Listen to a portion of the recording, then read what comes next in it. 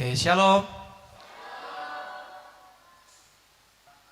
Malam hari ini kita bukan sekedar memperingati hari kematian. Amin. Tapi malam hari ini kita mau memperingati satu momen, satu waktu yang sangat penting bagi hidup kita. Yaitu oleh karena Dia telah mati, maka kita beroleh hidup. Di mana harusnya kita terkutuk, tapi oleh karena kematiannya kita memperoleh berkat. Di mana yang harusnya kita binasa oleh karena dosa, tapi oleh karena kematiannya kita memperoleh hidup yang kekal. Amin. Malam hari ini kita ambil tema Heavenly Grace, ini diberikan oleh Pak Arifin dari Lembah Pujian Bapak Saudara. Jadi kita seluruh GBI Rock internasional di seluruh dunia, kita menggunakan tema yang sama, Heavenly Grace. Anugerah surgawi, anugerah ilahi. Ya. Selama 1 tahun saya sedikit menjelaskan tentang anugerah yang Tuhan berikan bagi kita. Coba saya mau lihat berapa banyak Bapak Ibu membutuhkan anugerah Tuhan setiap saat. Amin. Kita butuh anugerah Tuhan, saudara. Kalau tidak ada anugerah Tuhan, tidak ada kita hari ini. Kalau tidak ada anugerah Tuhan diberikan bagi kita, saya percaya tidak ada yang namanya gereja. Tidak ada yang namanya persekutuan anak-anak Tuhan. Tidak ada. Tapi karena anugerahnya diberikan, makanya kita hari ini ada. Mari multimedia bantu saya buka Roma 5 ayat 1 sampai 8. Saya akan lama-lama, saudara. Roma 5 ayat 1 sampai 8 dikatakan demikian. Sebab itu kita yang dibenarkan karena iman, kita hidup dalam damai sejahtera dengan Allah oleh karena Tuhan kita, Yesus Kristus. Oleh Dia kita juga beroleh jalan masuk oleh iman kepada this grace, anugerah atau kasih karunia ini. Di dalam kasih karunia ini kita berdiri dan kita bermegah dalam pengharapan akan menerima kemuliaan Allah. Dan bukan hanya itu saja, kita malah bermegah juga dalam kesengsaraan kita, karena kita tahu bahwa kesengsaraan itu menimbulkan ketekunan. Dan ketekunan menimbulkan tahan uji, dan tahan uji menimbulkan pengharapan. Dan pengharapan tidak mengecewakan, karena kasih Allah telah dicurahkan di dalam hati kita oleh Roh Kudus yang telah dikaruniakan kepada kita. Ayat 6. Karena waktu kita masih lemah, Kristus telah mati untuk kita orang-orang durhaka pada waktu yang ditentukan oleh Allah. Sebab tidak mudah seorang mau mati untuk orang yang benar. Tetapi mungkin untuk orang yang baik ada orang yang berani mati. Akan tetapi Allah menunjukkan kasih-Nya kepada kita oleh karena Kristus telah mati untuk kita ketika kita masih berdosa. Ini penting Bapak Ibu, kita mesti tahu. Yesus mengatakan demikian, bahwa tidak ada keselamatan. Ya, sekali lagi, tidak ada jalan keselamatan di luar nama Yesus. Jadi Yesus adalah satu-satunya jalan keselamatan dan hidup. Setuju, katakan amin. Tidak ada satu nama di kolong muka dunia ini yang jika kita mengatakan namanya, kita diselamatkan. Tidak ada. Tapi hanya nama Yesus yang sanggup menyelamatkan kita. Makanya dikatakan di ayat 2 seperti ini. Oleh Dia kita memperoleh jalan masuk. Ini penting. Oleh Kristus, oleh Yesus kita ini memperoleh jalan masuk kepada anugerah ini. Kalau nggak ada Yesus, saudara, kita nggak ada di sini. Kalau tidak ada kematian Kristus, kita nggak akan bisa menikmati anugerah. Bukan cuma menikmati, kita nggak akan mempunyai anugerah itu yang memampukan kita supaya kita bisa hidup benar, hidup kudus. Gitu. Yang memampukan kita bisa hidup benar, hidup kudus itu cuma oleh karena anugerah Tuhan. Jadi Yesus adalah jalan. Yesus adalah, dikatakan Yesus adalah jalan masuk. Kemarin saya ada ngajar tentang penyembahan. The blood of Jesus itu adalah jalan, akses untuk kita bisa menuju kepada Bapa. Gak ada jalan lain yang bisa memiliki akses kita kepada Bapa secara langsung. Gak ada. Cuma darah Yesus. Makanya malam hari ini yuk sama-sama kita menghormati anugerah yang Tuhan sudah kasih. Mari kita sama-sama menikmati anugerah itu yang sudah Tuhan berikan. Siapa kita, saudara? Sehingga dia mau mati bagi kita. Bahkan dikatakan di ayat ini, sekalipun kita masih berdosa, sekalipun kita masih mengkhianati dia, bahkan gak mengaku Yesus adalah Tuhan, tapi dia tetap mau mati bagi kita. Amin. Ini penting. Kalau kita enggak sadar bahwa ada anugerah itu dalam kita, kita hidup sembarangan, saudara. Kita hidup enggak takut Tuhan.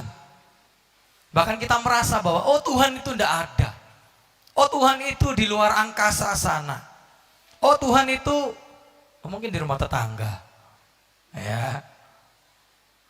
Tapi waktu kita sadar bahwa anugerah itu ada sama kita, berarti kita sedang menghormati kehadirannya, keberadaannya. Amin. Di mana keberadaan Tuhan Yesus, saudara? Di mana? Di mana keberadaan Tuhan Yesus? Semua coba bilang. Diucapkan dong. Yesus ada dalam hidup kita, saudara. Amin. Amin. Yesus ada dalam hidup kita, amin. Kalau kita nggak menyadari dan tidak mau menyadari bahwa Yesus dalam hidup kita, itu artinya kita sedang membiarkan hidup kita hidup sembarangan. Paham? Artinya kita lagi nggak mau Yesus ada dalam hidup kita. Kenapa? Supaya kita masih bisa bebas berbuat dosa. Ya. Tapi waktu kita menyadari bahwa Yesus dalam hidup kita, saudara nggak akan sembarangan sama hidup saudara. Gitu. Ini penting. Jadi Yesus adalah satu-satunya jalan. Karena dia satu-satunya jalan, maka kitanya harus berespon dengan benar terhadap anugerah ini. Heavenly grace itu nggak akan sembarangan diberikan. Saya pernah bilang bahwa anugerah itu gratis. Amin. Kita menerima anugerah itu gratis. Kenapa gratis? Karena kita nggak bisa bayar, saudara. Karena kita nggak bisa gantikan. Anugerah itu adalah sesuatu yang diberikan seseorang kepada kita karena kita nggak sanggup, karena kita nggak layak, makanya itu diberikan. Amin.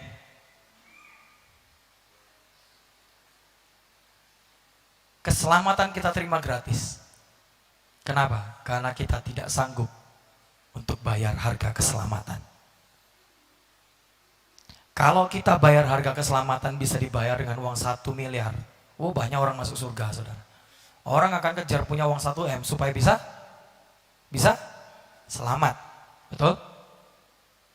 Ada satu film, kalau saudara pernah nonton, apa judulnya ya? God of Egypt. Ya.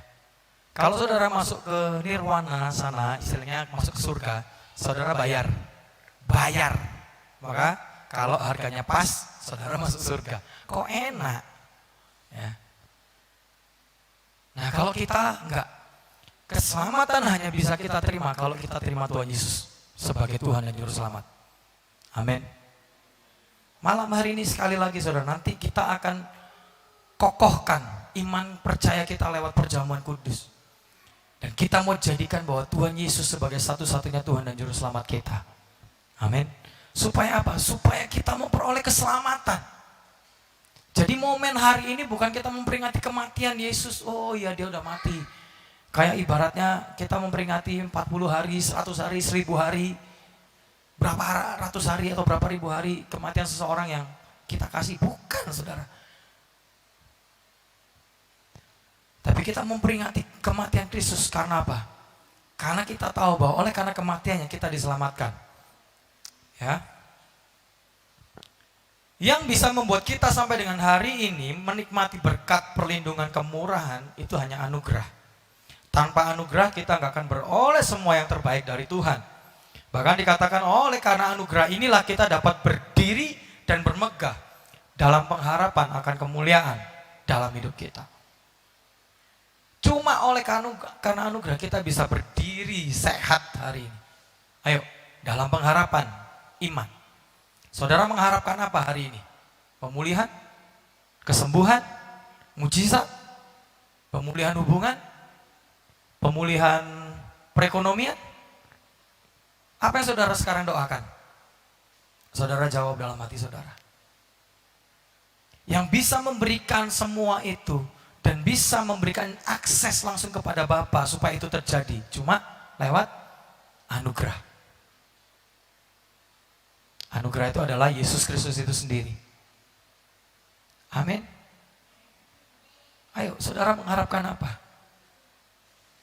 Hari ini saudara mengharapkan apa? Ada yang mengharapkan kesembuhan, pemulihan karena lagi sakit. Ada yang mengharapkan apa? Tuhan, terobosan keuangan, financial freedom. Ada yang mengharapkan dapat jodoh misalnya. Ada yang mengharapkan apa? Ya, pemulihan hubungan, mungkin hubungan orang tua dengan anak lagi jauh, lagi senggang. Atau hubungan suami istri lagi jauh. Atau saudara dengan saudara. Atau dengan sahabat mungkin. Ayo, apa yang saudara sekarang sedang harapkan untuk terjadi dalam hidup saudara? Kita minta sama Tuhan. Tuhan, aku terima anugerah-Mu malam hari ini. Supaya aku bisa berdiri dan bermegah di dalam pengharapan akan kemuliaan. Ya. Heavenly grace itu berarti bahwa Yesus rela mati menggantikan kita serta menanggung semua dosa kita di kayu salib tanpa syarat. Bahkan ketika kita masih berdosa pun dia sudah menanggungnya di kayu salib. Jadi inilah anugerah yang sesungguhnya. Gitu. Jadi kita harus ingat bahwa anugerah itu gratis tapi nggak murahan. Ya. Ingat, anugerah itu gratis tapi nggak murahan. Kalau kita menganggap anugerah itu murahan, nah ini berarti kita tidak menghormati, kita tidak menghargai karya kematian Kristus di kayu salib. Makanya hidup kita nggak berubah, makanya hidup kita nggak ada terobosan, makanya hidup kita ya gitu-gitu aja. Tapi waktu kita menikmati anugerah, itu yang membuat kita dimampukan, ya. Itu yang membuat damai sejahtera Tuhan diberikan kepada kita berlimpah-limpah. Hanya anugerah Tuhan yang bisa memberikan kita harapan, jalan keluar, kita nggak tersesat, bahkan masa depan. Amin. Waktu kita menerima anugerah, saudara, di situ ada pertukaran, ya. Di situ ada pertukaran. Kejahatan yang menjadi hak kita menimpa Yesus. Agar sebagai imbalannya kebaikan yang menjadi hak Yesus itu diberikan kepada kita. Ingat, bagian kita sebelum Yesus mati ini adalah kejahatan. Kenapa sampai Bapa mengirimkan anaknya yang tunggal ke muka bumi? Itu karena manusia lagi dalam masa-masa kejahatannya. Saudara, peralihan dari perjanjian lama kepada perjanjian baru itu kurang lebih ada 400 tahun masa kegelapan. Ya, dikatakan itu adalah masa kegelapan gereja. Masa di mana Tuhan tidak berbicara, Tuhan tidak mengirimkan utusannya, tidak ada nabi 400 tahun. Baru setelah itu masuk kepada Matius, Yesus lahir. Sebelum Yesus, Yohanes Pembaptis dulu lahir. Dia membuka jalan bagi kedatangan Yesus. Itu. Ya. Tidak ada kasih yang lebih besar daripada mempertaruhkan nyawa. Amin. Yesus menunjukkan kepada kita bagaimana bersikap mencari yang terbaik dari diri orang lain dengan menempatkan dirinya di bawah orang tersebut. Dia merendahkan dirinya sampai mati dan membiarkan keegoisan umatnya sendiri untuk membunuhnya. Saudara pahami kata-kata ini. Yesus menempatkan dirinya di bawah kita supaya kita selamat. Dia merendahkan, bukan merendahkan hati, merendahkan dirinya serendah-rendahnya supaya kita yang harus binasa ini diangkat dan dipermuliakan oleh Tuhan.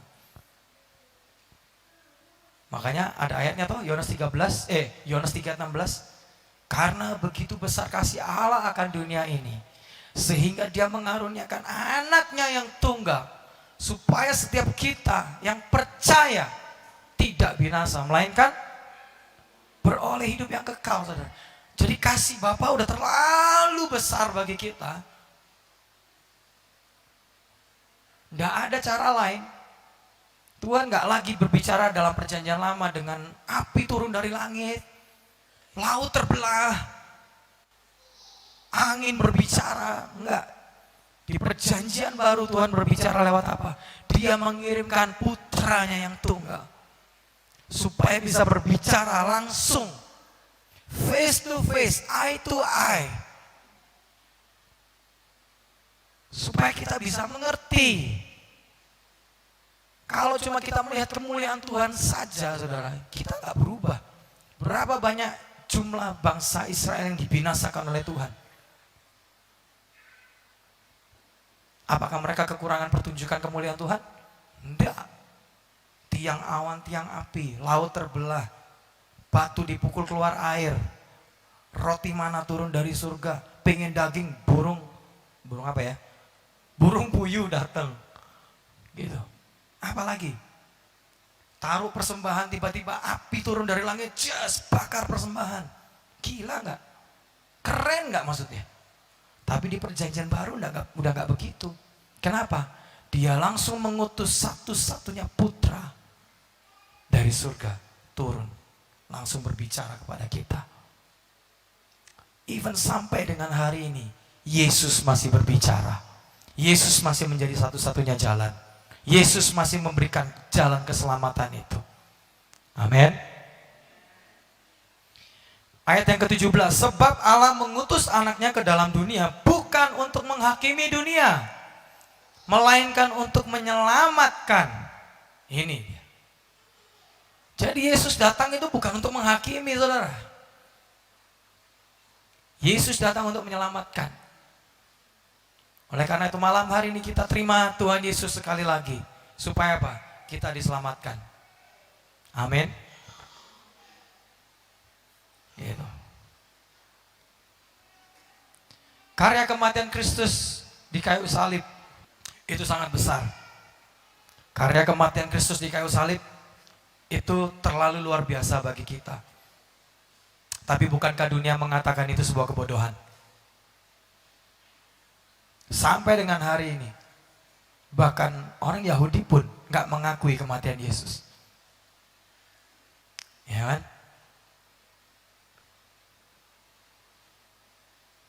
Kalau kita difitnah, kita masih berdiri bagi orang itu dan memberkati orang itu dan mengampuni orang itu. Bagi dunia itu apa? Kebodohan. Tapi bagi Kristus, itu kemuliaan. Amin. Menderita dan berkorban karena kasih itu nggak populer, saudara. Bahkan dianggap bodoh. Berapa banyak dari kita yang pernah melihat orang yang rendah hati dan lemah lembut, justru hidupnya berada di puncak. Ada yang saudara kenal? Karena dia lemah lembut dan rendah hati, Tuhan angkat dia? Ada? Ada dong, banyak saudara. Ya. Tapi mereka yang sombong, egois, dia ada di puncak. Saudara ingat beberapa waktu yang lalu? Wow, murah banget. Ingat? Sekarang ada di mana? Pemilik Indofood, pemilik Bank BCA, pemilik Jarum, pemilik apa lagi? Banyak saudara. Yang benar-benar dikatakan crazy rich itu loh. Mereka hidupnya sederhana, makan masih di pinggir jalan, ya. Sepatunya bukan sepatu yang harga miliaran. Orang yang lemah lembut dan rendah hati, Tuhan akan angkat. Tetapi mereka yang meninggikan dirinya, Tuhan akan jatuhkan. Itu hukum. Untuk bisa lemah lembut dan rendah hati, butuh yang namanya pengorbanan, sangkal diri dan pikul salib. Karena tanpa salib kita tidak akan pernah mengalami hidup yang penuh dan utuh. Tanpa salib kita akan selalu merasa kurang, saudara. Tanpa salib kita akan merasa kurang. Padahal seharusnya kita sudah bisa berkecukupan. Tapi karena selalu merasa kurang, kita kejar lagi dengan segala cara, dengan segala upaya. Gitu. Tuhan bilang bahwa rancangan Tuhan atas hidup kita adalah rancangan yang penuh dengan damai sejahtera. Ini udah janjinya, saudara. Penuh. Cuma dasarnya manusia itu loh. Karena tidak menghormati anugerah, tidak menghargai anugerah, tidak merasa keberadaan anugerah itu dalam hidupnya dia, makanya hidupnya kosong. Kurang. Gaji 10 juta kurang. Gaji 50 juta tetap kurang. Gitu. Masih pengen ngejar. Apalagi gaji 1 juta. Gitu. Ya kan? Tapi waktu ada damai sejahtera, Tuhan bilang penuh. Maka semuanya akan Tuhan penuhkan. Amin. Kematian Yesus, pengorbanannya di atas kayu salib membuat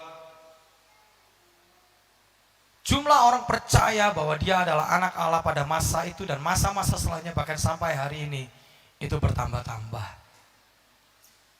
Ini waktunya yuk bagi kita anak-anak Tuhan menceritakan kepada orang, jadi saksi kematian Kristus dalam hidup kita. Ini waktunya bagi kita, orang-orang percaya, anak-anak Tuhan, menjadi saksi, menjadi bukti bahwa karena Yesus telah mati, kita pun juga ikut mati. Nanti hari Minggu, waktu dia bangkit, kita juga dibangkitkan. Ini momen-momen penting, saudara. Buat orang Israel, Natal itu gak penting. Buat orang Israel, justru 3 hari ini, mulai dari Jumat, Sabtu, Minggu, itu adalah momen-momen penting. Momen Passover sampai momen Pesak. Nanti hari Minggu itu namanya Pesak, Paskah. Itu adalah momen penting bagi orang Israel. Cuma orang Kristen seluruh dunia kan sukanya jingle bell, ya kan? Gitu. Kalau cuma kelahiran Yesus, ya oke lah. Tapi kematian Kristus dan kebangkitannya ini jauh lebih penting. Kenapa? Kalau Yesus cuma mati aja nggak bangkit, saudara, ya berarti kita nyembah orang mati. Ngapain kita nyembah orang mati? Amin? Benar? Ngapain kita nyembah orang mati, saudara? Tapi karena hari yang ketiga dia katakan, aku akan bangkit. Dan dia buktikan bahwa dia bangkit. Ini yang kita sembah. Dan dia berjanji bahwa dia akan datang kembali yang kedua kali. Ini yang membuat pengharapan, iman pengharapan kita kuat, saudara.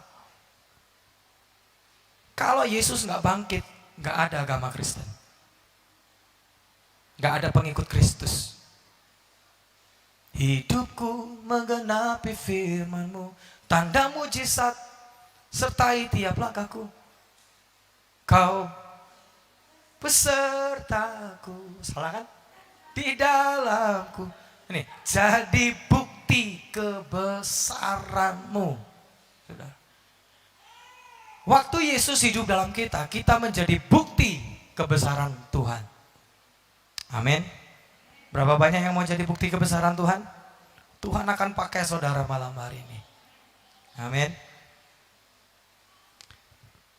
Ada satu momen penting di kayu salib. Waktu Yesus, setelah dia bilang, Eloi, Eloi, lama sabachthani, Tuhanku, Tuhanku, Bapakku, Bapakku, jangan tinggalkan aku. Lalu dia melihat sekeliling. Dia melihat bahwa karyanya sudah selesai. Dan saat-saat detik-detik terakhir, apa yang dia katakan? It is finished. Sudah selesai. Itu momen penting, saudara. Dikatakan dalam satu literasi, dikatakan sudah komplit.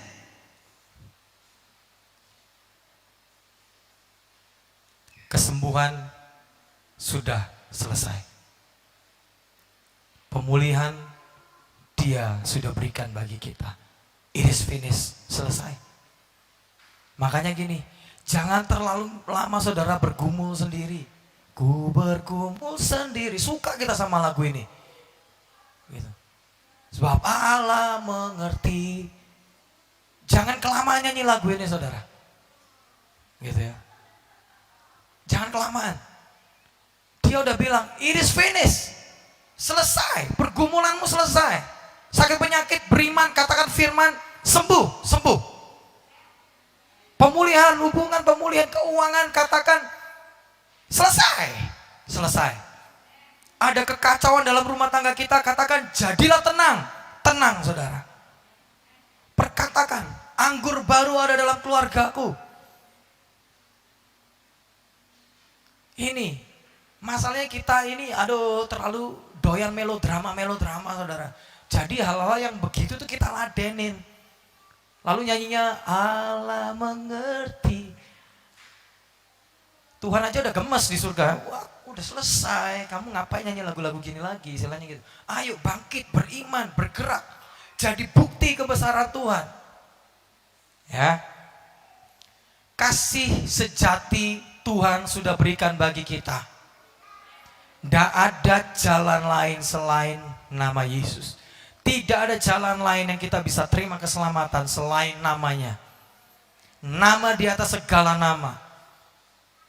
Kuasa di atas segala kuasa. Roh yang terlebih besar dari setiap roh yang ada di dunia ini. Hanya dalam nama Yesus. Katakan dalam nama Yesus. Dalam nama Yesus. Tuhan Yesus memberkati, saudara.